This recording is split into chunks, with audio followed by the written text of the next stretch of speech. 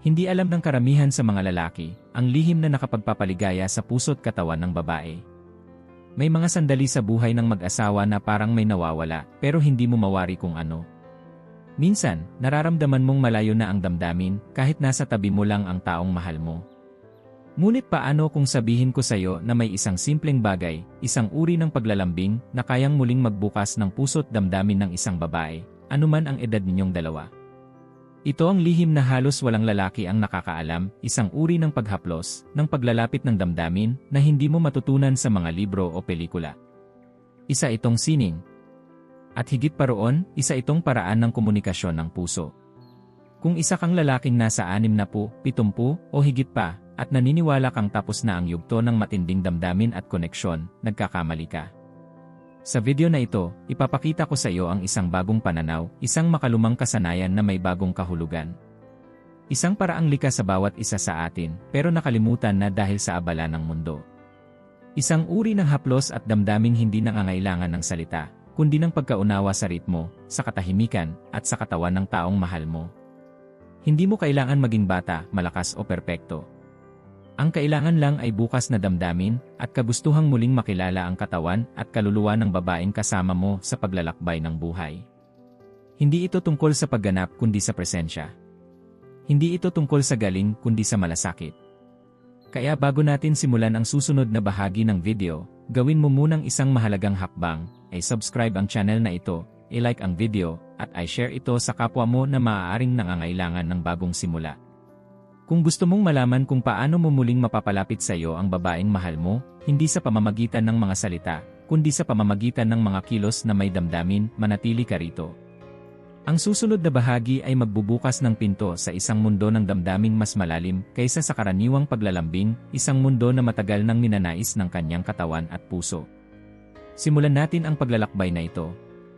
Ngayon, simula sa labas, ang unang hakbang para buksan ang katawan at damdamin ng babae. Ang unang pagkakamali ng maraming lalaki ay ang pagiging padalos-dalos. Akala nila mas epektibo kapag diretsyo agad sa sensitibong bahagi. Ngunit sa totoo lang, ang katawan ng isang babae, lalo na sa kanyang mga huling taon, ay parang isang bulaklak na kailangang dahan-dahang buksan, hindi basta na lang nilalantad.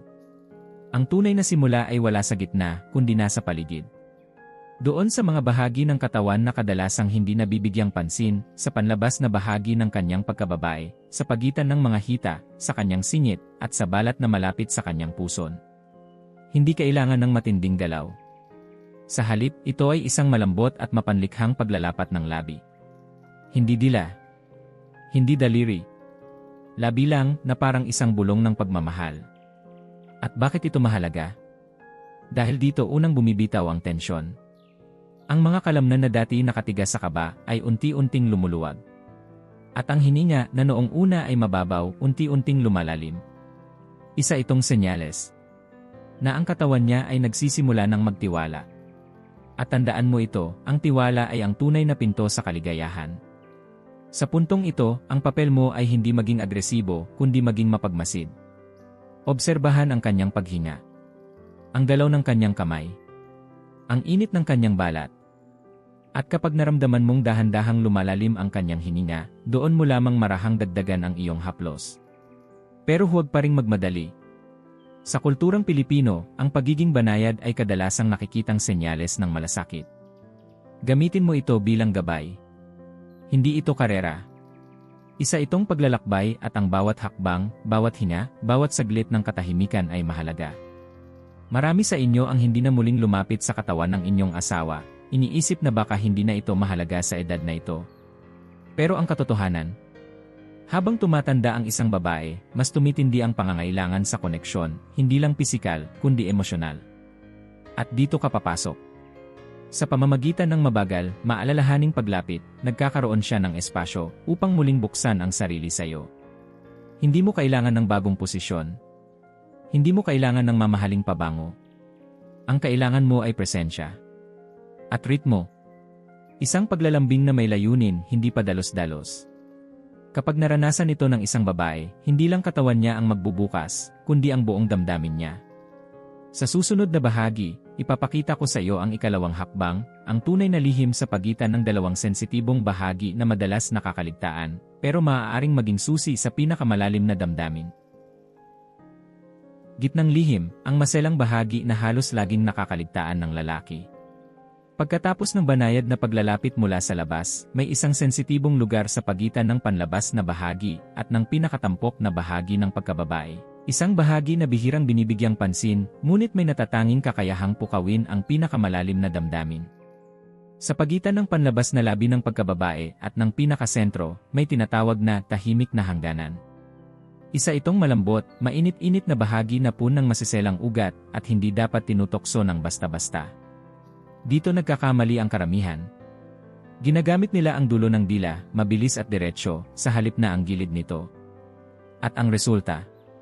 Sa halip na kilitiin ang damdamin ng babae, nakakalikha ito ng hindi komportableng sensasyon o sakit. Ang susi ay hindi lakas, kundi lapad. Hindi bilis, kundi ritmo. Gumamit ng gilid ng dila upang marahang haplusin ang bahagi pababa, hindi pataas. Dahan-dahan. Tuloy-tuloy. Parang alon ng dagat na humahaplos sa buhangin. At bago mo gawin ito, siguraduhin mong mainit ang iyong hininga at dila, sapagkat malamig na dila ay parang batong biglaang lumapat sa balat. Tandaan, hindi lamang pisikal na sensasyon ang pinupukaw dito. Ang bahaging ito ay may direktang ugnayan sa emosyonal na sentro ng babae. Kapag ito ay hinaplos ng tama, mararamdaman mong bumibigat ang kanyang paghinga. Parang biglang lumulubog ang kanyang katawan sa kama. Iyan ang tanda, ang kanyang puso at katawan ay sabay ng tumutugon. Sa kulturang Pilipino, may kasabihang ang lambing ay hindi minamadali. Sa yugtong ito ng inyong paglalambingan, iyan ang dapat mong tandaan. Ang bawat segundo ay may bigat. Ang bawat galaw ay dapat may dahilan. Huwag mong hayaang mamaniid ang bahagi. Bagkus, paikutin mo ang ritmo. Kanan, kaliwa. Kanan, kaliwa. At habang ginagawa mo ito, obserbahan mo ang kanyang mga kamay. Kung siya ay biglang humawak sa kumot, sa braso mo, o sa unan, alam mong naroroon ka na. Malapit na. Malapit na sa bukana ng damdaming matagal nang nakatago. Ito ang gitnang lihim na hindi itinuturo sa paaralan, sa pelikula, o sa usapan ng kalalakihan. Ngunit kapag ito ay natuklasan mo, nagbabago ang lahat.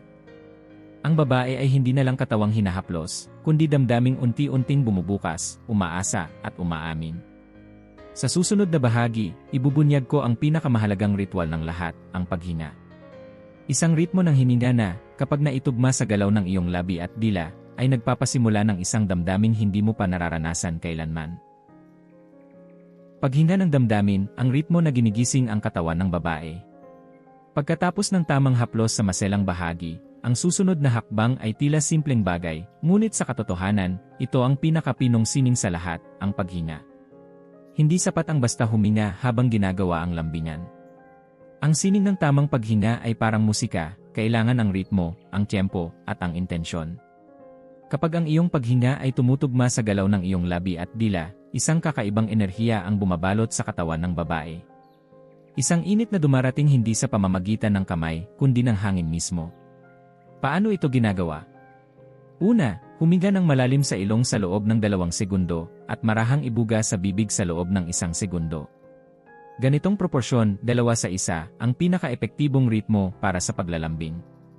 Huwag mong kalimutan, ang hininga mo ay dapat mainit, ngunit hindi mainit na parang apoy, kundi malamig-init, halos kasing temperatura ng kanyang katawan. Mga 38 hanggang 39 na antas ng init, gaya ng katawan na yakap sa gabi.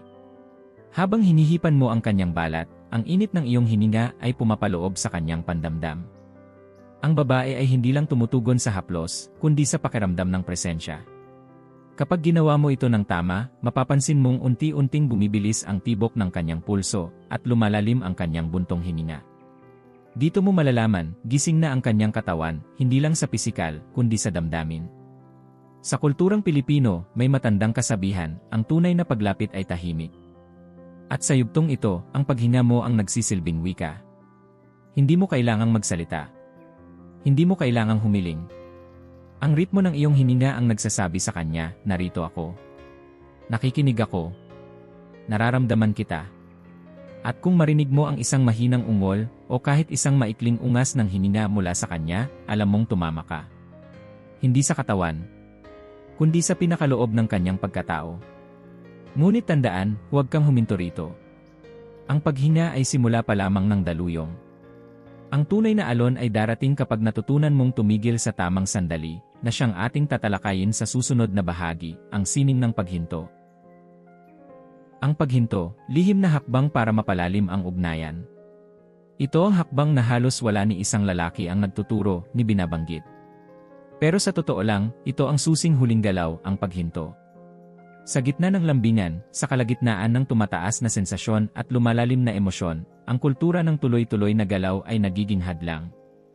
Maraming lalaki ang iniisip kung mas maganda ang reaksyon, ituloy pa. Ngunit ang hindi nila alam, ang tamang paghinto sa eksaktong sandali ng kasidhian ay naglalabas ng pinakamalakas na tugon mula sa isang babae.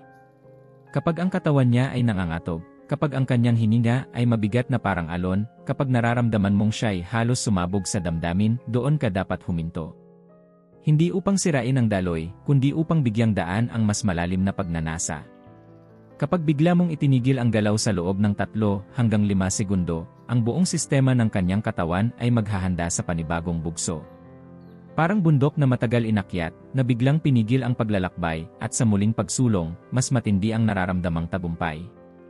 At habang ang katahimikan ay bumalot, mararamdaman ng babae na hindi mo siya minamadali. Na hindi mo siya ginagabayan gamit ang pagnanasa mo, kundi ang kanyang ritmo.